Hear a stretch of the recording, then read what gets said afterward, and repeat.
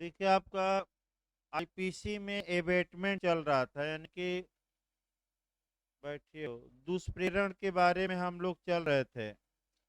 इधर की जो धाराएं हैं, इधर से आपका समस्यात्मक क्वेश्चन बनता है। फिर एक बार दोहरा दें हम। 107 सेक्शन में आपका एबेटमेंट क्या, दुष्प्रेरण के बारे में बताया गया था कि दुष्प्रेरण किसे कहा जाएगा। तो दुष्प्रेरण तीन प्रकार से किया जा सकता है।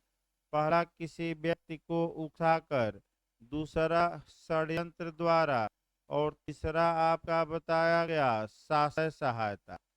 इसके बाद एबेटर या दुष्प्रेरक कौन कहलाएगा, इसका प्रावधान 108 में है। तो जो व्यक्ति अपराध का दुष्प्रेरण करता है उसी को हम दुष्प्रेरक कहेंगे।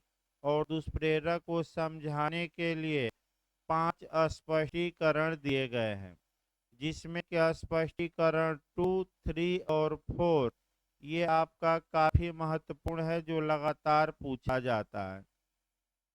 यानी कि 2 से भी पूछा जाता है, 3 से भी पूछा जाता है, 4 से भी। इसके बाद 108A से भी पूछा गया है कि अगर भारत से बाहर के अपराधों का भारत में दुष्प्रेरण किया जाता है तो आपका कौन सा सेक्शन अप्लाई होगा। 108 है। कब ये जोड़ा गया पूछा जाता है, तो 1898 ईस्वी में। और किस केस में दिए गए निर्णय के कारण, तो गणपत का केस बताया गया था। यानी कि कोई व्यक्ति भारत में है और किसी व्यक्ति को विदेश में उकसाता है कि ये अपराध कर दो, तो वह भारत में इसके लिए दंड का भागी होगा। यानी कि इसके लिए वह भारत में दंड का भागी होगा। फिर 109 बताया गया कि अगर दुष्प्रेरण किया गया है, वह सफल हो गया और ऐसे दुष्प्रेरण के लिए आईपीसी में कहीं अन्य प्रावधान नहीं है, तो एबेटर किस दंड से दंडनीय होगा। तो उसका दायित्व तो आपका दुष्प्रेरक का ही रहेगा, लेकिन जो वो सजा पाएगा वह उस अपराध के लिए, आगे बैठिए, इधर जगह है पीछे है, तो पीछे बैठे, नहीं तो वह किसके लिए दंडित होगा। तो ऐसी दशा में उसका दायित्व तो दुष्प्रेरक का ही रहेगा। वो पंखा चला दीजिए थोड़ा, वो बोर्ड है ना उस किनारे वाला कूलर के ऊपर, हाँ छोड़ दीजिए, इधर से खींचिए, हो खींचिए कोई, हाँ। अब 109 में आपका क्वेश्चन बन सकता है, एक दो उदाहरण, इसमें आपको सतर्क रहना है। अगर दुष्प्रेरण को अलग से दंडनीय बनाया गया है कहीं, तो 109 काम नहीं करेगी। जैसे उदाहरण हमने दो बताया था कि 305 और 306 धारा आत्महत्या का दुष्प्रेरण को अलग से दंडनीय बनाया गया है, तो 109 में मामला नहीं आएगा। 109 दुष्प्रेरण को दंडित करने के लिए एक रिजुडियरी सेक्शन है, अवशेषी धारा है। कहीं कोई प्रावधान न हो तब किस में आएगा मामला, 109। 109 कब लागू होगी, जब दुष्प्रेरण सफल हो गया हो कि असफल, सफल। अर्थात एक उदाहरण देखा जाए, ए ने बी को उकसाया कि हे बी तुम सी के घर में चोरी कर लो, और बी सी के घर में चोरी कर लिया। तो ऐसी दशा में ए का दायित्व बताइए। तो लाइबिलिटी नहीं बदलेगी, सामान्यतः ए चोरी के दुष्प्रेरण के लिए दंडित होगा। लेकिन ए को दंड किसके लिए दिया जाएगा, सजा किस अपराध के लिए दी जाएगी, जो उस अपराध के लिए विहित है, जो जिसका उसने दुष्प्रेरण किया था। तो इस उदाहरण में किसका दुष्प्रेरण किया है, चोरी का। तो जो चोरी के लिए सजा आईपीसी में है, वही सजा ऐसे दुष्प्रेरक को दी जाएगी। लेकिन लाइबिलिटी नहीं बदलेगी, इसका दायित्व जो होगा वह चोरी के दुष्प्रेरण के लिए होगा। लेकिन दंड कौन पाएगा, चोरी वाला। एक जगह लाइबिलिटी बदलती है, बताया भी जाएगा आज, जबकि वह घटनास्थल पर क्या हो, पहुंच जाए, उपस्थित हो, तो कौन सी धारा है, 114। अगला देखिए, इसके बाद आपका 110 से शुरू किया गया था, यानी कि 109 तक तो भाई आपका बता दिया गया था डिटेल में। अब आइए आगे देखा जाए। अगला जो पॉइंट पढ़ना है, दूसरे दुष्प्रेरक का दायित्व हमें देखना है। दुष्प्रेरक के दायित्व के लिए, एबेटर की लाइबिलिटी के लिए कुछ धाराएं पढ़नी है, जिसमें हल्का हल्का अंतर है, और उसमें से इलस्ट्रेशन ज्यादातर अब तक पूछा गया है। इधर से भी क्वेश्चन बन चुका है प्री में और मेंस में भी, थोड़ा सतर्क रहना है। आइए 110 पहले धारा देखा जाए, यानी कि आपका सेक्शन आपका जो हम शुरू करते हैं आपका 110। तो 110 में एक सामान्य नियम है। वह सामान्य नियम यह है कि जिस कार्य के लिए दुष्प्रेरक ने दुष्प्रेरण किया था, वह उसी कार्य के लिए जिम्मेदार होगा। यानी कि सामान्य सिद्धांत ये है कि दुष्प्रेरक का दायित्व बढ़ेगा नहीं, यानी कि उसमें बढ़ोतरी नहीं होगी। आप जिस कार्य के लिए वह दुष्प्रेरण किया है, उसी कार्य के लिए वह दंड का क्या होगा, भागी। लेकिन यह ला का एब्सोल्यूट रूल नहीं है। इसके 110 के अपवाद हैं, और 3 धाराएं अपवाद हैं, 111, 112 और 113। अगर मामला इन 3 धाराओं में आ जाता है, तो एबेटर का या दुष्प्रेरक की लाइबिलिटी बढ़ जाएगी, और वह दूसरे अपराधों के लिए भी दंडित हो सकता है। लेकिन मामला किन धाराओं में सेट हो जाए, या तो 111 या 112 या 113। तो अगला नया क्वेश्चन बन सकता है कि 110 का एक्सेप्शन कौन सी धाराएं हैं, अपवाद कौन सी धाराएं हैं। तो 3 धाराएं मार कर आइएगा, 111, 112, 113। अब तीनों पहले सेक्शन को देखा जाए। बेयर एक्ट निकाल लीजिए, और बेयर एक्ट में क्या कहा गया है। देखिए भाई, आप बेयर एक्ट निकाल लीजिए। अब बेयर एक्ट आपका काम करेगा, कंसेप्चुअल क्वेश्चन आपका समाप्त हो गया। अब 111 से चलना हमें, फिर एक बार देखिए। दुष्प्रेरक का दायित्व, जब एक कार्य का दुष्प्रेरण किया गया है और उससे भिन्न कार्य किया गया है, अर्थात इसका मतलब कि जब एक व्यक्ति ने एक कार्य का दुष्प्रेरण किया है और जिसको दुष्प्रेरित किया है वह उससे भिन्न कार्य कर देता है, अर्थात ए ने बी को दुष्प्रेरित किया कि हे बी, तुम सी की घोर उपहत्या कर दो, और जाकर बी ने सी की हत्या ही कर दी। या ए दुष्प्रेरित करता है बी को कि तुम सी के घर में चोरी कर लो, और बी जाकर आग भी लगा देता है, इत्यादि। तो ऐसी दशा में एक कार्य का दुष्प्रेरण किया गया, और अगर उससे भिन्न कार्य कर दिया जाता है, तो दुष्प्रेरक या एबेटर की लाइबिलिटी क्या उस भिन्न कार्य के लिए होगी कि नहीं, आपका दायित्व का विस्तार होगा कि नहीं।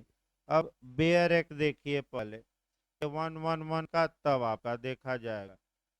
जबकि किसी एक कार्य का दुष्प्रेरण किया गया है, यानी कि ए ने बी को उकसाया कि जाकर तुम सी के घर में चोरी कर लो, और कोई भिन्न कार्य किया जाता है, यानी कि रिश्ती कारित कर दी जाती है, चोरी करते समय हत्या कर दी जाती है, या चोरी के बाद आग लगा देता है घर में, ये क्या है, भिन्न कार्य। भिन्न कार्य मतलब जिसके लिए ए ने बी को दुष्प्रेरित नहीं किया था। अब समस्या तब, दुष्प्रेरक उस किए गए कार्य के लिए उसी प्रकार से और उसी विस्तार तक दायित्व के अधीन है, मानो उसने सीधे उसी कार्य का दुष्प्रेरण किया हो।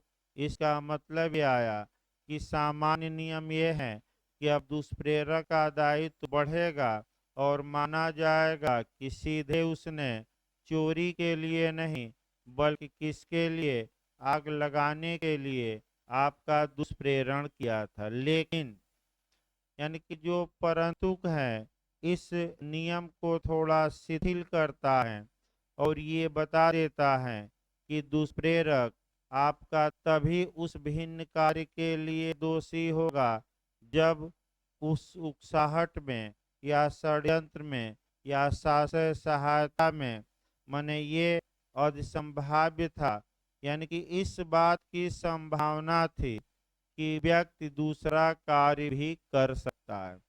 अब मुख्य पहलू यहाँ आपको ये देखना है, मुख्य पहलू आपको ये देखना है कि क्या इस बात की पॉसिबिलिटी थी कि जिस व्यक्ति को उकसाया गया है या जिस व्यक्ति से षड्यंत्र रचा गया है या जिस व्यक्ति को शासक सहायता दी गई है, वह व्यक्ति उस कार्य को करने में दूसरा कार्य भी कर सकता है? क्या इस बात की पॉसिबिलिटी थी?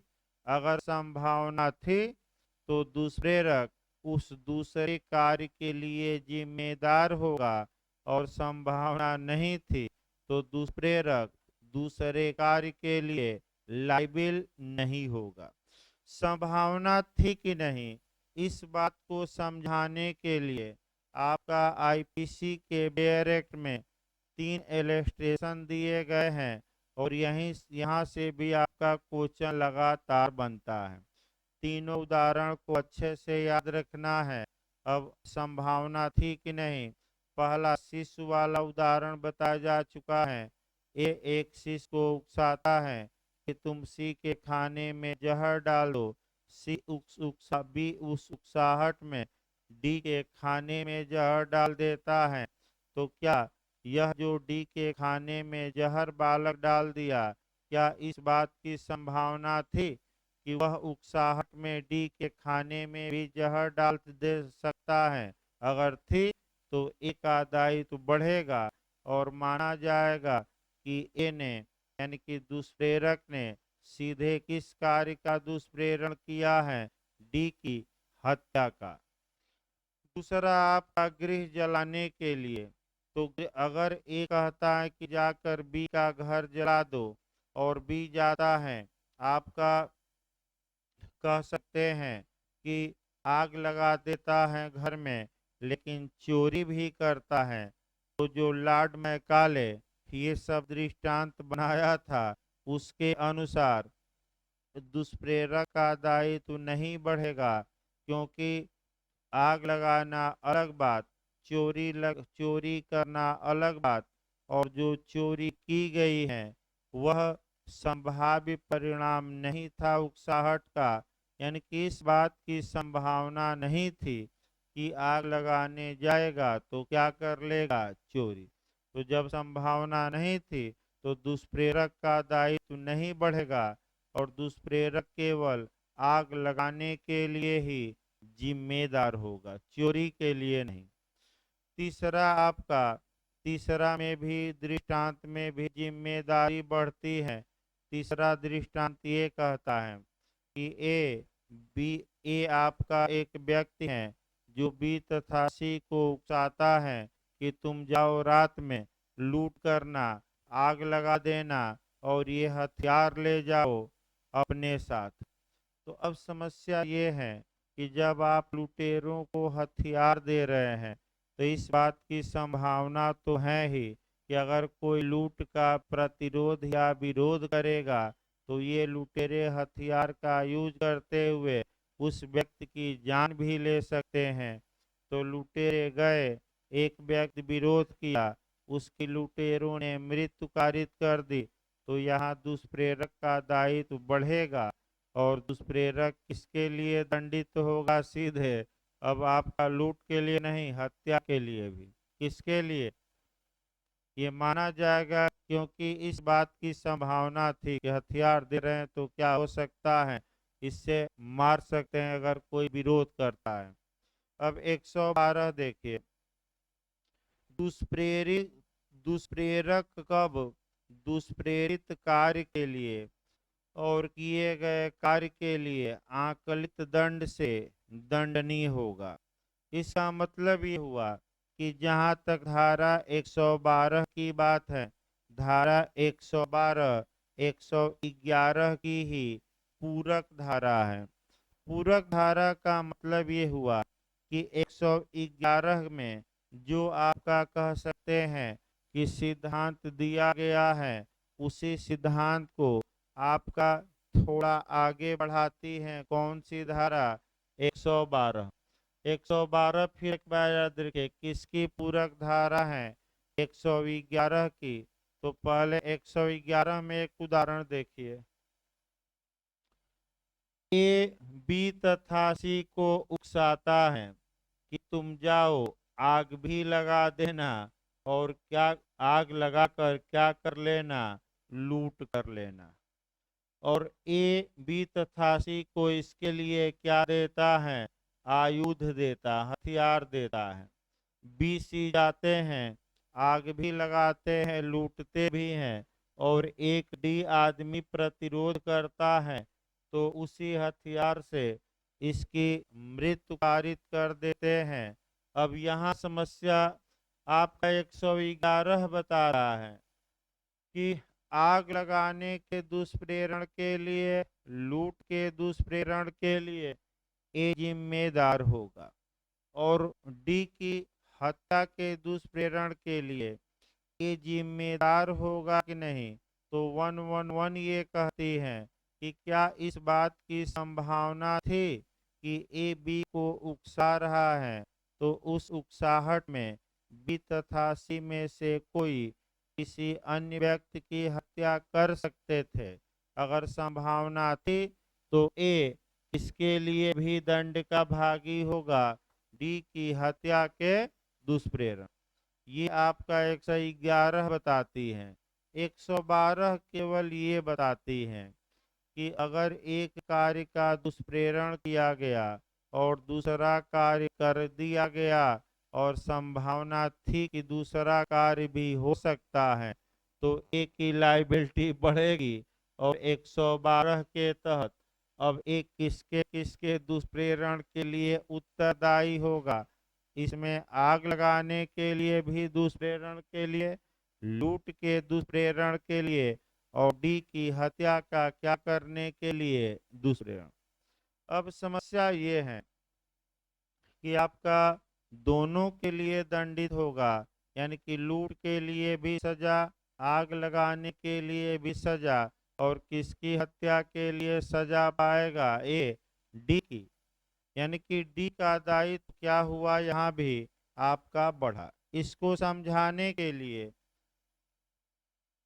देखिए हर एक के लिए दंडनीय होगा। फिर 112 समझिए, आपका आग लगाने का दुष्प्रेरण के लिए भी, लूट या राबरी के दुष्प्रेरण के लिए भी, और अधिसंभाव्य परिणाम हत्या थी तो डी की मृत्यु के दुष्प्रेरण के लिए भी, हत्या के दुष्प्रेरण के लिए भी कौन जिम्मेदार होगा, ए। कौन सी धारा ये विस्तार बताती है, 112। 112 कहते हैं कि इसके लिए सजा पाएगा, तो ए के लिए पाएगा कि अब तीनों के लिए। दायित्व 111 बताती है बढ़ेगा, और दंड किस किस के लिए पाएगा, तो जितना दायित्व बढ़ा सबके लिए दंड। अब 112 में 113 देखिए, दुष्प्रेरित कार्य से कारित उस प्रभाव के लिए दुष्प्रेरक का दायित्व जो दुष्प्रेरक द्वारा आशयित से भिन्न था। यानी कि ए ने बी से ये कहा कि हे बी, तुम जाकर सी को घोर उपहत्य कर दो, और बी ने सी की हत्या ही कर दी। यानी कि इसका मतलब ये हुआ कि प्रभाव कारित करने के लिए दूसरा दुष्प्रेरण किया गया था, और प्रभाव क्या निकल गया, दूसरा। यानी कि ए ने बी को उकसाया कि हे भी तुम सी की घोर उपहत ग्रीवियस हर्ट कर दो, लेकिन बी गया और सी का मर्डर ही कर दिया। यानी कि एक प्रभाव के लिए दुष्प्रेरण किया गया था घोर उपहत, और कौन सा प्रभाव निकल गया, परिणाम निकल गया दूसरा, यानी कि सी की मृत्यु ही कर दी गई। अब यहाँ से आपको देखना है कि ए आपका किसके लिए उत्तरदायी होगा।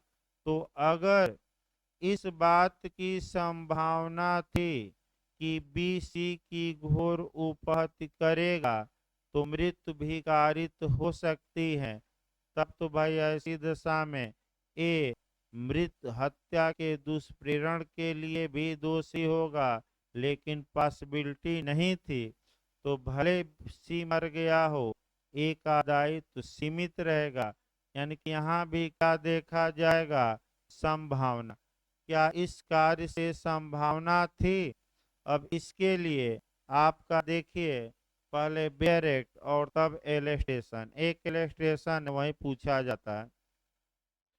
जबकि कार्य का दुष्प्रेरण दुष्प्रेरक द्वारा किसी विशिष्ट प्रभाव को कारित करने के आशय से किया जाता है, और दुष्प्रेरण के परिणाम स्वरूप जिस कार्य के लिए दुष्प्रेरक दायित्व के अधीन है वह कार्य दुष्प्रेरक के द्वारा आश्रित प्रभाव से भिन्न प्रभाव कारित करता है, तब दुष्प्रेरक कारित प्रभाव के लिए उसी प्रकार और उसी विस्तार तक दायी होगा मानो उस कार्य का दुष्प्रेरण उसी प्रभाव को कारित करने के आशय से किया गया था।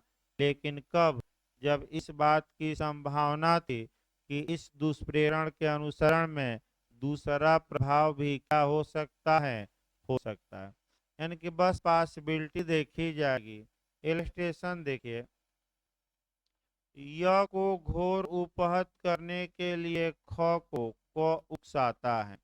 यानी कि आपका इंग्लिश में बना लिया जाए, ए बी को उकसाता है कि हे बी तुम सी की ग्रीवियस हर्ट कर दो, यानी कि कैसी उपहत कर दो, घोर उपहत। आगे देखिए, ख उस उकसाहट के परिणाम स्वरूप य को घोर उपहत कारित करता है, यानी कि बी जाकर हाथ पर क्या करता है, सी का तोड़ देता है।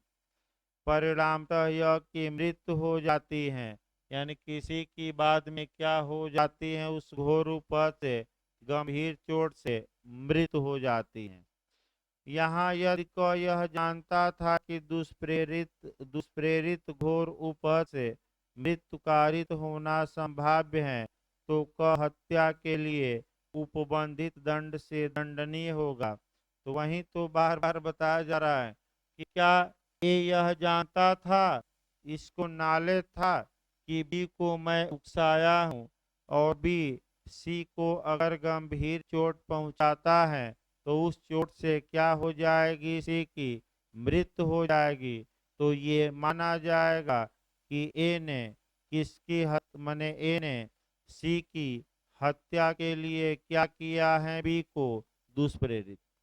यानी कि क्या एक को नॉलेज था कि जिस कार्य माने जो कार्य हम करने के लिए बी को उकसा रहे हैं उस कार्य से आपका सी का मर्डर भी हो सकता है। अगर ए को नॉलेज था तो ए का दायित्व तो बढ़ेगा, और आपका किसके लिए यह जिम्मेदार होगा, सी की हत्या के दुष्प्रेरण के लिए। यानी कि कुल मिलाकर जो सेक्शन आपका ज्यादातर बनते हैं क्वेश्चन, 113 से भी बनता है, 111 से भी बनता है, इलस्ट्रेशन ज्यादा बनता है। यहाँ भी 113 में आपका समस्यात्मक प्रश्न ही ज्यादा बना है।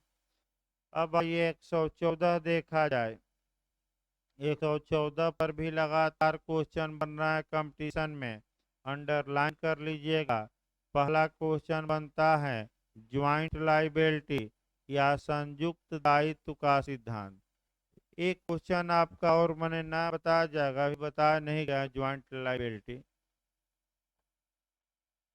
क्वेश्चन आपका बनता है कि ज्वाइंट लाइबिलिटी या संयुक्त दायित्व का सिद्धांत किन धाराओं में समाहित है, ये क्वेश्चन आपका अलग से बताया जाएगा। अभी बताया नहीं गया है, लेकिन ज्वाइंट लाइबिलिटी आपका सेक्शन 114 में भी समाहित है, इसमें कोई शक नहीं है। पूछा भी गया है कि संयुक्त दायित्व का मतलब ये हुआ कि अगर कई लोग मिलकर अपराध करते हैं तो भले ही कोई व्यक्ति कोई आपराधिक कार्य न किया हो, मात्र अपराध में शामिल हो, वह भी बराबर का क्या होगा, दोषी।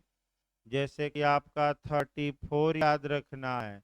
34 में मैं एक दिन बताया भी था और आगे बताया भी जाएगा। बारेन कुमार घोष का केस बताया था कि एक व्यक्ति 3 लोग लूट करने गए और बारेन कुमार घोष केवल बाहर खड़ा था। तो जो केवल बाहर खड़े रहते हैं और अपनी बारी की क्या करते हैं, प्रतीक्षा, वे भी अपराध में क्या माने जाएंगे, शामिल, और बराबर के क्या होंगे, दोषी। इसी को ज्वाइंट लाइबिलिटी कहते हैं कि दो या दो से अधिक व्यक्ति हैं। ज्वाइंट लाइबिलिटी का मतलब कि आपने भले आप मात्र खड़े थे, आप बराबर के क्या होंगे, दोषी होंगे। इसमें कोई शक नहीं भाई। तो 114 पहले तो ये जानना है कि ज्वाइंट लाइबिलिटी वाली धारा है, और भी धारा है, आगे बताया जाएगा अलग से। दूसरा पॉइंट ये जानना है कि सामान्यतः दुष्प्रेरक का दायित्व बदलता नहीं। दुष्प्रेरक दुष्प्रेरक के रूप में ही दंडित होता है, लेकिन एक ऐसा सेक्शन है जहां की उसका दायित्व बदलेगा, लाइबिलिटी बदलेगी, और वह मुख्य अपराधकर्ता के रूप में दंड का भागी होगा। तो देखिए क्वेश्चन का मॉडल एपी और जे में कैसे बना है, मैं कई बार बताया हूँ, फिर एक बार लास्ट में तब बेहतर शुरू किया जाए। ए एक बालक बी को सी की हत्या के लिए उकसाता है और घटना स्थल पर ए उपस्थित है। तो ए का दायित्व बताइए। तो ए हत्या के दुष्प्रेरण के लिए दोषी होगा, आपराधिक मानववध के लिए दोषी होगा, हत्या के लिए दोषी होगा, इनमें से कोई नहीं। तो जब घटना स्थल पर ए उपस्थित है तो उसकी लाइबिलिटी बदलेगी। अब दुष्प्रेरक के रूप में नहीं, डायरेक्ट उस कार्य के रूप में, यानी कि अब वह हत्या के लिए दोषी होगा, न कि हत्या के दुष्प्रेरण के लिए। दूसरा उदाहरण देखिए। ए बी को उकसाता है कि जाकर सी का पर्स चुरा लो, और वहीं आसपास खड़ा रहता है, और बी जाता है, सी का पॉकेट मार लेता है, पर्स चुरा लेता है, और बी वहाँ क्या है, ए क्या है, जो मने है उपस्थित। अनुपस्थित मतलब आसपास उपस्थित है, देख रहा है, कहीं छुपा हुआ है, यानी कि आपका उपस्थिति का मतलब ये हुआ। तो ऐसी दशा में ए का दायित्व बताइए। तो अब चोरी के दुष्प्रेरण के लिए, चोरी के लिए, चोरी के प्रयत्न के दुष्प्रेरण, इनमें से कोई नहीं। तो अगर घटना स्थल पर ए उपस्थित है तो तुरंत दायित्व बदलिएगा, 100 मामला 14 में जाएगा, और डायरेक्ट किसके लिए दोषी होगा, अब चोरी के लिए। दुष्प्रेरण शब्द हटा दीजिएगा। अब देखिए डायरेक्ट की भाषा भाई। अपराध किए जाते समय दुष्प्रेरक की उपस्थिति। तो जब कभी कोई व्यक्ति जो अनुपस्थित होने पर दुष्प्रेरक के नाते दंडनीय होता, उस समय उपस्थित हो, जब वह कार्य या अपराध किया जाए जिसके लिए वह दुष्प्रेरण के परिणाम स्वरूप दंडनीय होता, तब यह समझा जाएगा कि उसने ऐसा कार्य या अपराध स्वयं किया है। यानी कि स्वयं शब्द भले न लिखा हो, ऐसा अपराध किया है। इसका मतलब ये हुआ कि अगर ए बी को सी की हत्या के लिए उकसाता है, और जब भी सी की हत्या कर रहा होता है तो ए वहां उपस्थित रहता है, कार्य करते समय या घटना स्थल पर, तो कानून ये कहता है कि अब ए हत्या के दुष्प्रेरण के लिए दायी नहीं होगा। ये मान लिया जाएगा, यानी कि ये अनुमान लगा लिया जाएगा, कल्पना कर लिया जाएगा कि ए ने स्वयं अपराध किया है, अपने हाथों से किया है, जबकि वह अपने हाथों से किया नहीं। कानून ये मान लेगा और ए हत्या के दुष्प्रेरण के लिए नहीं, बल्कि स्वयं अब उस अपराध को कारित करने के लिए, यानी कि हत्या के लिए क्या होगा, डायरेक्ट जिम्मेदार। भाई याद रखिए, आपका काफी ये पूछा जाता है, समस्या भले न दी गई हो, लेकिन 3-4 समस्या दिमाग में बैठाए रखेंगे। अब आइए आपका दंड देखा जाए। अब तो भाई आपका दंड में जो आपको देखना है, कम चांस रहता है आपका, लेकिन फिर भी एक बार हल्का हल्का बता दिया जाए। 109 देखना है, फिर आपका 115 देखना है, 116 भी देखना है। यानी कि अब सजा पर आइए, आपका दंड पर आया जाए। मामला अब आपका कह सकते हैं कि दंड पर आ जाता है 109, 115 और 116। ये 3 धाराएं आपका एक साथ देखी जाती हैं। अब आइए एक एक करके देखिए, कंसेप्ट बनाइए। वैसे बता दिया जाए, चांस कम रहता है, लेकिन आपका भाई पूछ सकता है कि कोई भरोसा नहीं है। जितने फालतू आजकल क्वेश्चन हैं, वहीं ज़्यादा आयोगों द्वारा पूछे जा रहे हैं और अच्छे क्वेश्चन कम। फिर एक बार फालतू क्वेश्चन भी तैयार रखना, ये नहीं कि केवल अच्छे अच्छे पढ़ लीजिए।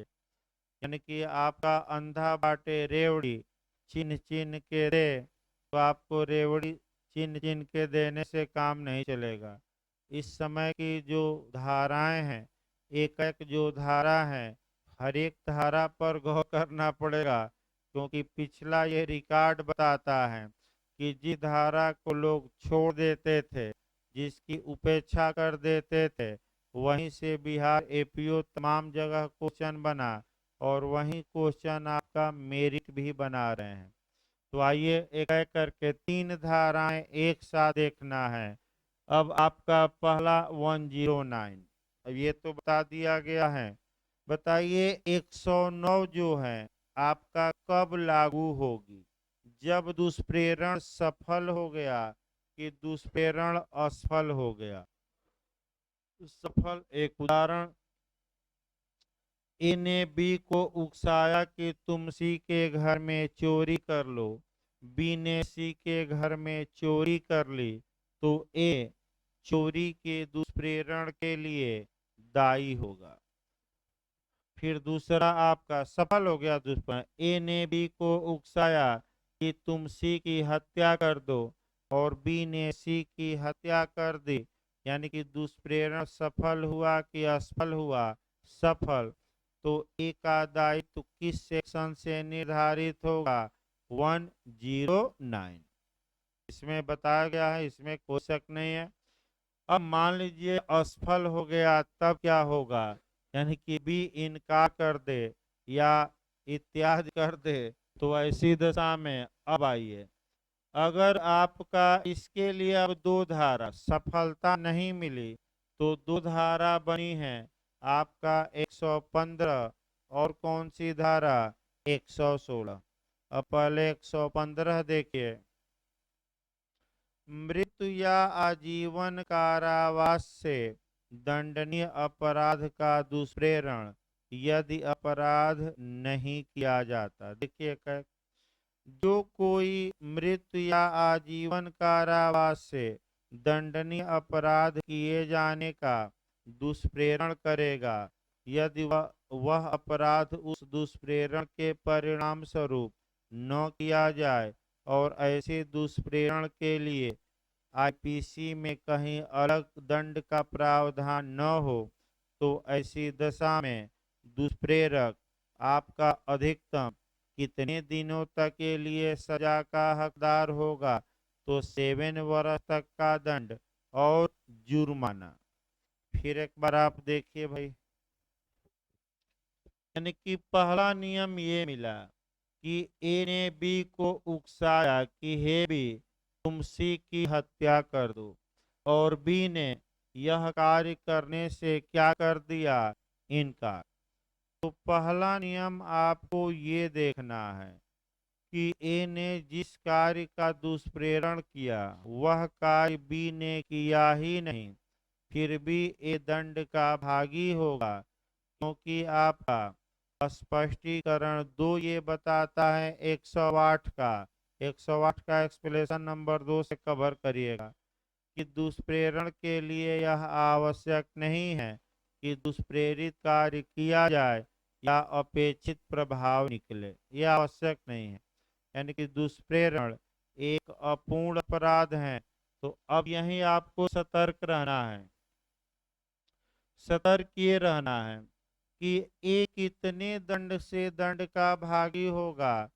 अगर बी ने सी की हत्या करने से इनकार कर दिया है तो 115 ये बताती है कि अगर ए ने बी को ऐसे कार्य को करने के लिए दुष्प्रेरित किया था जिसमें कि मृत्यु दंड की सजा हो सकती थी या आजीवन कारावास की, तो बताइए बी को किसके लिए उकसाया है, सी की हत्या करने के लिए।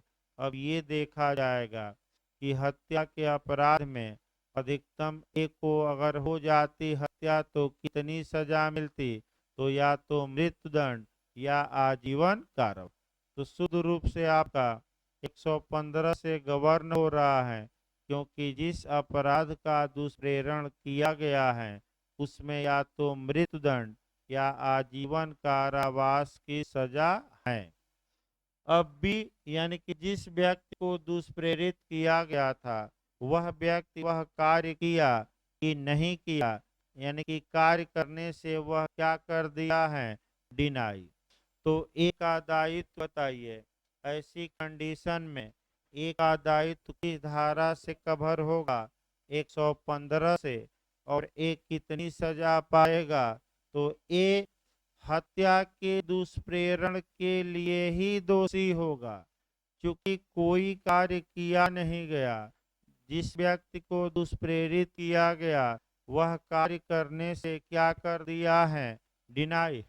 तो ए कम दंड से दंडनीय होगा, और कितना अधिकतम सजा पा सकता है, 7 वर्ष और जुर्माना।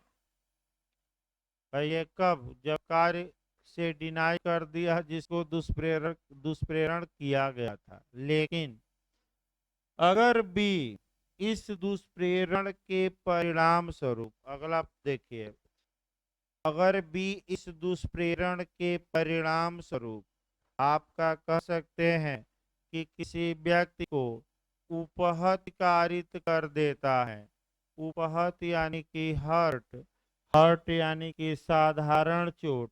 साधारण चोट का मतलब कि आईपीसी की किस धारा वाली चोट, 319। तब ए का दंड की मात्रा हल्का सा बढ़ जाएगी और ए अब कितने दिनों के लिए दंड का भागी होगा, यानी कि बी ने कार्य तो किया लेकिन सफल नहीं हुआ, असफल ही हुआ। लेकिन बी ने सी को नुकसान पहुंचाया। यानी कि फिर एक बार उदाहरण देखिए, ए बी को उकसाया कि हे बी, तुम सी की हत्या करके आ जाओ, और बी हत्या तो नहीं किया, 2-4 चांटा मार कर आ गया। तो ऐसी दशा में बी तो उपहत के लिए दंडित होगा, लेकिन ए का दायित्व हत्या के दुष्प्रेरण के लिए होगा, पहला नियम। दूसरा नियम, चूंकि बी ने आपका उपहत कारित कर दी है सी को, तो ए को जो दंड मिलेगा, आपका सेकंड पैराग्राफ कहता है कि थोड़ा अब क्या होगा, बढ़ेगा। तो बढ़ेगा तो अधिकतम कितना दंड मिल सकता है ए को, आपका 14 वर्ष। कितना भाई, सामान्य कितना है, 7 वर्ष। और अगर दुष्प्रेरण के परिणाम स्वरूप दुष्प्रेरित व्यक्ति उपहत किसी की कर देता है तब दंड की मात्रा थोड़ा क्या होगी, बढ़ेगी। अब दूसरा देखिए नियम 116, कारावास से दंडनीय अपराध का दुष्प्रेरण यदि अपराध न किया जाए, अगर कर दिया जाए तो भाई 109 तो है ही, अगर दुष्प्रेरण सफल हो गया पूरा तरह से तो कौन सी धारा अप्लाई होगी, 109। देखिए आपका कारावास से दंडनीय अपराध का दुष्प्रेरण यदि अपराध न किया जाए, तो जो कोई कारावास से दंडनीय अपराध का दुष्प्रेरण करेगा यदि वह अपराध उस दुष्प्रेरण के स्वरूप न किया जाए और ऐसे दुष्प्रेरण के लिए कोई अभिव्यक्त उपबंध इस संहिता में नहीं है, तो वह उस अपराध के लिए उपबंधित किसी भांति के कारावास से ऐसी अवधि के लिए जो उस अपराध के लिए उपबंधित दीर्घतम अवधि की 1/4 तक हो सकेगी, या ऐसे जुर्माने से जो उस अपराध के लिए उपबंधित हैं, दंडनीय होगा। देखिए फिर एक बार 115 पर गौर करिए थोड़ा। 115 कब लागू होगी? पहला नियम, जिस कार्य के लिए दुष्प्रेरण किया गया है अगर वह कार्य हो जाता तो उसमें अधिकतम दंड कितना मिलता, या तो मृत्युदंड या आजीवन कारावास। तब 115 अप्लाई करिएगा। लेकिन कार्य हुआ कि इनकार कर दिया जिस व्यक्ति को दुष्प्रेरित किया गया, इनकार, तब दुष्प्रेरक को कितनी सजा अधिकतम मिलेगी? 7 साल। और अगर इस उदाहरण में आपका जिस व्यक्ति को दुष्प्रेरित किया गया है यानी कि बी सी को क्या पहुंचा दे, उपहत, हर्ट, तब एक के दंड की मात्रा थोड़ा क्या होगी, बढ़ेगी। और कितना साल? 14। अब आइए यानी कि अब आइए कि जो कार्य न तो मृत्यु दंड से दंडनीय है और न ही आजीवन कारावास से, बल्कि दंडनीय किसे हैं, केवल कारावास से, ऐसी दशा में आपका कह सकते हैं कि क्या नियम अपनाया जाएगा। तो वह नियम दिमाग में बैठाइएगा और आपका 1/4 का पहले नियम, एक उदाहरण देखिए। 116 का पहला उदाहरण देखा जाए आपका। उदाहरण अभी बेयर एक्ट में भी है, ये भी पूछा जाता है, भी हम बताएंगे। ए बी को उकसाता है कि हे बी, तुम सी के घर में चोरी कर लो। फिर एक बार देखिए अच्छे से। ए बी को उकसाता है कि हे बी, तुम सी के घर में चोरी कर लो। अब ऐसी दशा में और बी चोरी करने से क्या कर देता है, डिनाई, डिनाई कर देता है, तो ए का दायित्व तो नहीं बदलेगा। ए चोरी के दुष्प्रेरण के लिए ही दंडित होगा, लेकिन जो दंड दिया जाएगा वो थोड़ा कम हो जाएगा। फिर दायित्व न बदलिएगा। ए किसके लिए दंडित होगा, ए की लाइबिलिटी बताइए। तो ए चोरी के दुष्प्रेरण के लिए लाइबिल होगा, लेकिन जो दंड की मात्रा होगी वह क्या हो जाएगी, कम। तो चूंकि ये अपराध, अब ये देखा जाएगा कि घर में चोरी के लिए दंड कितना है। तो घर में चोरी के लिए जो सेक्शन अप्लाई होगा वह आपका अप्लाई होगा 380, और इसमें सजा कितनी है, 7 वर्ष तक का कारावास और जुर्माना। और ए ने बी को उकसाया था कि तुम सी के घर में चोरी कर लो, बी चोरी करने से इनकार कर दिया। तो अब जो ये दंड है, इनकी कितना दंड हो सकता है, 7 साल। अब ए को सजा तो मिलेगी, लेकिन इस दंड का कितना से अधिक नहीं, 1/4। तो बताइए 1/4 कितना हुआ भाई? 7 साल का 1/4 कितना हुआ, 21 माह। यानी कि ए ऐसे मामलों में चोरी के दुष्प्रेरण के लिए ही जिम्मेदार होगा, लेकिन जो सजा मिलेगी वह आपका क्या हो जाएगी, कम। और कितना कम हो जाएगी, माने 1/4 से अधिक नहीं। तो 7 साल का 1/4 हमने निकाला, 1/4 भाग, और वह कितना आया, 21वां। यानी कि इस उदाहरण में आप कितना दंड ए पाएगा, अधिकतम 21वां। लेकिन भाई कोई समस्या तो बताए, थोड़ा कठिन जरूर है, फिर भी मैं प्रयास कर रहा हूँ कि उदाहरण दे दे, इसको आसान बनाया जाए। अगला देखिए, यदि दुष्प्रेरक या दुष्प्रेरित व्यक्ति ऐसा लोक सेवक है जिसका कर्तव्य अपराध निवारित करना है, तो ऐसी दशा में दंड की मात्रा थोड़ा बढ़ेगी। यानी कि इसका मतलब ये हुआ कि ये एक पुलिस वाला है, देख ही रहे हालात कितने खराब हैं भाई यूपी के। यानी कि आपका देख ही रहे हैं, कहावत भी कही जाती है कि जब रक्षक ही भक्षक बन जाएंगे तो समाज को कोई बचा नहीं सकता। ये जब उदाहरण रहेगा एविडेंस में, आपका जब आपका जाएगा, आपका 113 बी एविडेंस पढ़ाते समय डावरी डेथ या दहेज हत्या में बताया जाता है कि जब रक्षक ही क्या बन जाए, भक्षक, तो समाज को कोई बचा नहीं सकता। यानी कि जिस पर जिम्मेदारी है कि हमारी रक्षा करे, वहीं हमें मारने पर उतारू हो जाए, तो समाज में कोई किसी को बचा नहीं सकता, न न्यायपालिका न कोई। तो इसीलिए रूल ऑफ लॉ लागू है, और यूपी में तमाम ऐसी घटनाएं हो रही हैं कि आप देख ही रहे हैं, आदमी दंग रह जा रहा है। थाने में घटना, बाहर घटना, सामूहिक हत्याकांड हो रहा है, और योगी जी बस बुलडोजर पर ध्यान दे रहे हैं। थोड़ा इधर भी ध्यान दीजिए, कानून व्यवस्था पर ही। केवल 2 4 का इनकाउंटर कर देने से अपराध रुकने वाला नहीं है। थोड़ा पुलिस पर भी ध्यान दीजिए, ये पुलिस वाले मनमानी भी कर रहे हैं। कई जगह छापा मारने गए और लोगों को मारकर, अभी आपका भाई जिला बदर भी था, तमाम घटनाएं ऐसी हुई जहां पुलिस की छव क्या हो रही है, धूमिल। तो इसके लिए एक्शन तगड़ा लेना पड़ेगा। तो अलग बात है भाई, सरकार की जिम्मेदारी है। अगला देखिए आपका, अगर कोई लोक सेवक है और वहीं दुष्प्रेरित कर रहा है अपराध के लिए, और अपराध कारावास से दंडनीय है, तो और उस लोक सेवक का कर्तव्य है कि वह अपराध का निवारण करे, अपराध को रोके, तो सबसे अच्छा उदाहरण पुलिस पर ही देख लिया जाए। एक पुलिस वाला है जिसकी ड्यूटी है कि अपराध को रोके, और ये भी को उकसाता है कि जाओ तुमसी के घर में क्या कर लो, चोरी। यानी कि रक्षक है जिसका काम है कि अपराध को रोके, वही क्या कर रहा है, दुष्प्रेरित।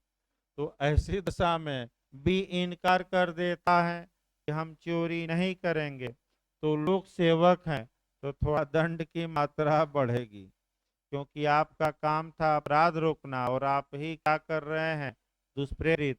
तब दंड की जो मात्रा होगी, उस अपराध के लिए अधिकतम दंड की मात्रा का 1/2 से, यानी कि आधे से अधिक नहीं होगी। तब 7 साल का क्या निकालेंगे, आधा।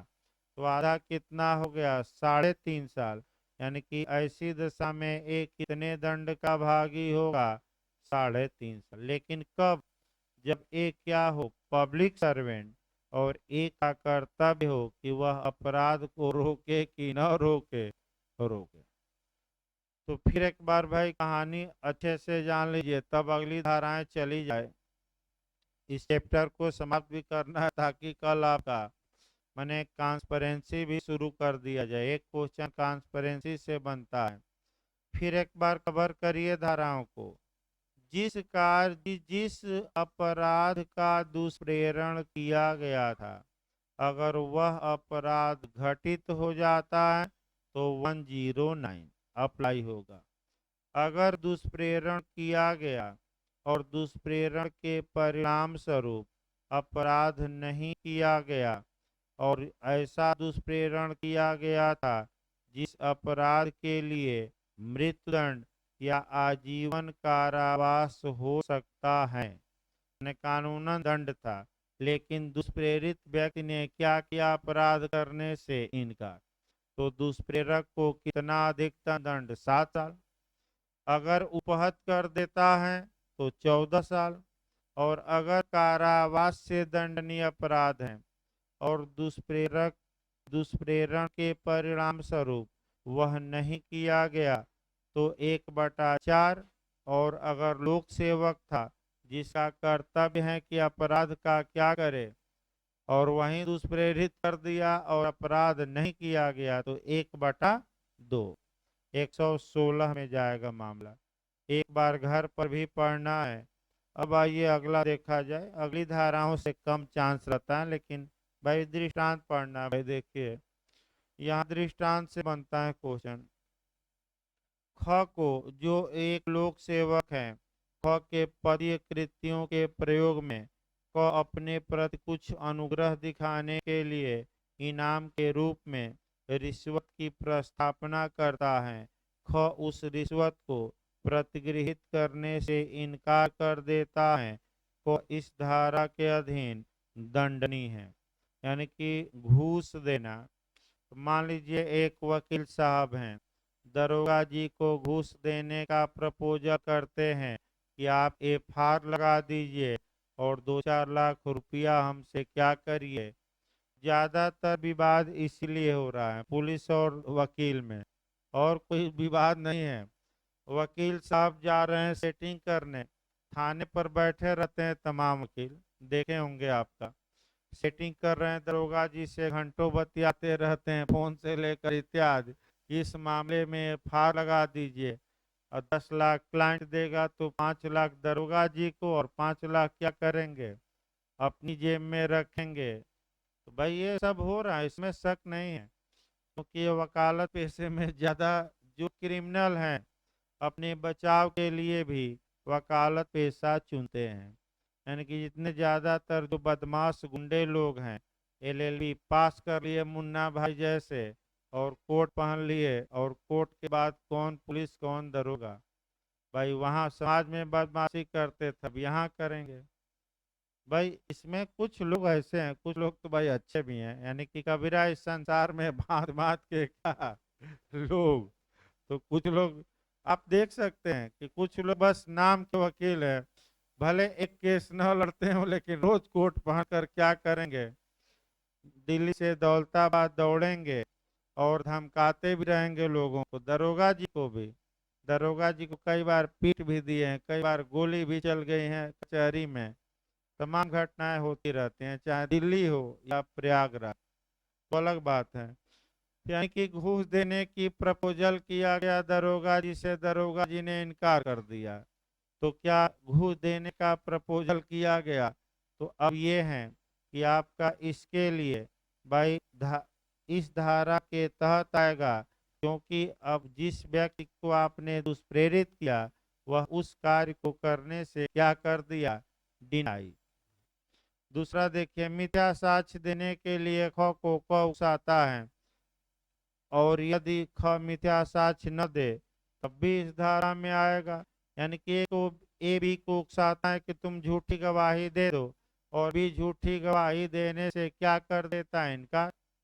तो भाई 115 में आएगा कि 116 में? सामान्यतः 116 में, लेकिन उसमें भी अंतर है भाई। आपका अब किसके लिए मिथ्या साक्ष्य दिया जा रहा है? क्योंकि आपका 191, 92, 93, 94, 94 में अलग भी है। अब उसमें कंडीशन देखा जाएगा, मामला चोरी का था कि हत्या का था। अब उतना डिटेल में भाई आपका, अब आपका लोक सेवक वाला तीसरा उदाहरण है। को एक पुलिस अफसर है जिसका कर्तव्य लूट को रोकना है, और वहीं लूट किए जाने का क्या करता है? दुष्प्रेरण। यानी कि अभी तो पुलिस का बताया गया, चोरी पर बताया गया, उसको लूट पर कवर कर लीजिए। लूट पर ये कवर करना है कि एक पुलिस अफसर है, बी को उकसाता है कि जाकर लूट करो, और ए का कर्तव्य है कि लूट को निवारित होने से क्या करे? निवारित करे। तो दंड की मात्रा 116 में बढ़ेगी और जितना लूट के लिए दंड है उसका ये कितना पाएंगे, आधा से अधिक नहीं, माने कम से कम अधिकतम कितना, आधा। अब ये है, थोड़ा सतर्क रहना है आपका। सतर्क ये रहना है कि भाई अगर आजीवन कारावास का आधा इत्यादि करना है, भाई एक जगह आया एक चौथाई, एक जगह आता है लोक सेवक है तो कितना, आधा। तो जब आधा और एक चौथाई किया जाना है तो लाइफ इम्प्रिजमेंट का आधा कैसे किया जाएगा, ये समस्या उत्पन्न हुई।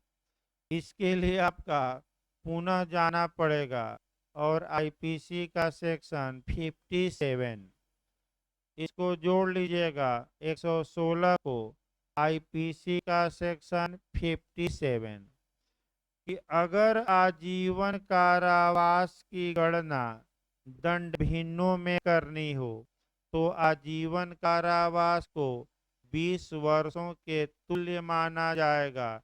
तो बार बार ये क्वेश्चन भी झारखंड में भी आया था कि कब आजीवन कारावास को 20 वर्षों के तुल्य, तुल्य समझ रहे हैं कि नहीं, इक्वल, इक्वल हमने समान, उसके बराबर माना जाएगा।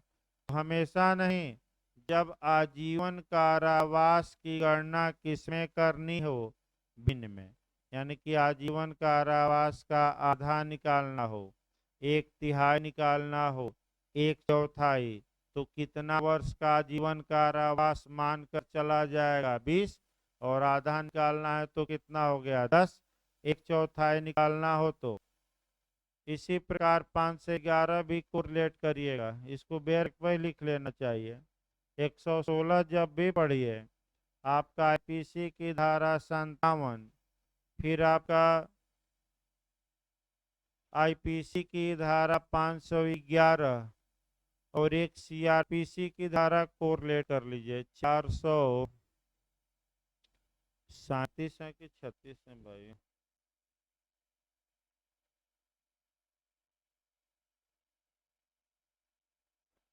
उसमें भी आपका आधा तिहाई निकालना पड़ेगा भाई।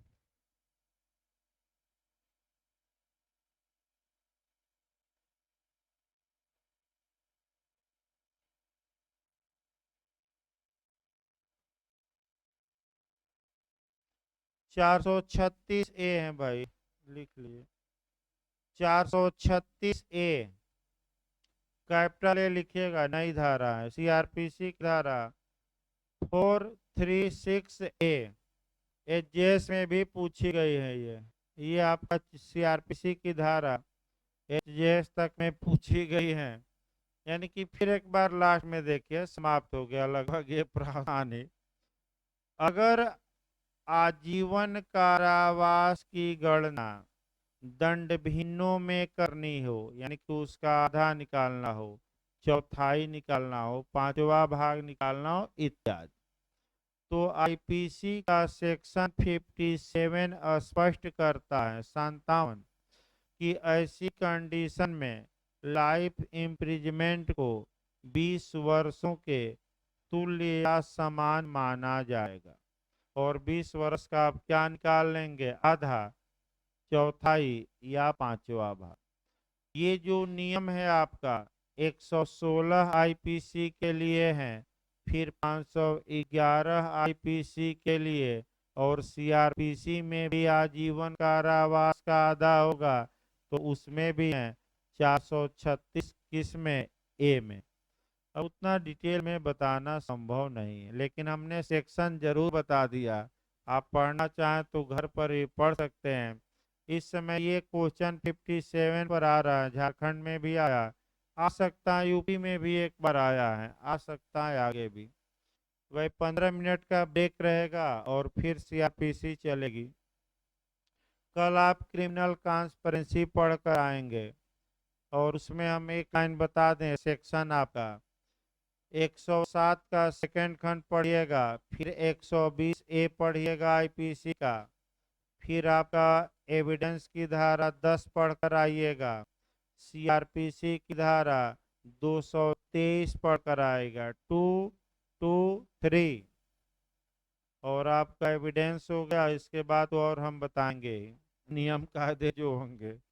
तो कुछ धाराएं को रिलेट करके पढ़ कर आइए ताकि कॉन्सेप्ट बिल्कुल क्या रहे,